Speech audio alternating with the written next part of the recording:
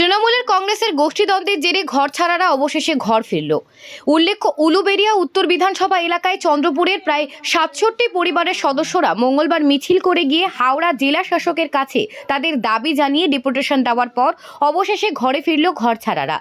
তবে যেসব মানুষের নাম আদালতে নথিভুক্ত নেই তারা বৃহস্পতিবার ঘরে ফিরতে পারেননি। ঘর ছাড়াদের অভিযোগ, তৃণমূল কংগ্রেস দলের হয়ে কাজ করলেও এলাকার বিধায়ক নির্মল মাঝির অনুগামীরা এলাকায় অনৈতিক কাজকর্মে লিপ্ত। সে অনৈতিক কাজের প্রতিবাদ করা ও বাধা দেওয়ায় প্রতিবাদকারীদের এলাকা ছাড়া করে রাখা হয়েছিল এতদিন। দলের বিভিন্ন স্তরে নেতাদের কাছে জানালেও কোনো ফল হয়েছিল না। শেষমেশ আদালতের দ্বারস্থ হয় তারা। উল্লেখ্য, আদালতের নির্দেশ পেয়ে একবার বাড়ি ফিরলেও আবার অত্যাচারের কারণে এলাকা ছাড়তে বাধ্য হয়েছিল শতাধিক মানুষ। এই প্রসঙ্গে আমতা থানার পুলিশের ভূমিকা নিয়েও প্রশ্ন উঠেছিল। বৃহস্পতিবার পুলিশি নিরাপত্তায় চন্দ্রপুরে পৌঁছায় ও পরিবারগুলি।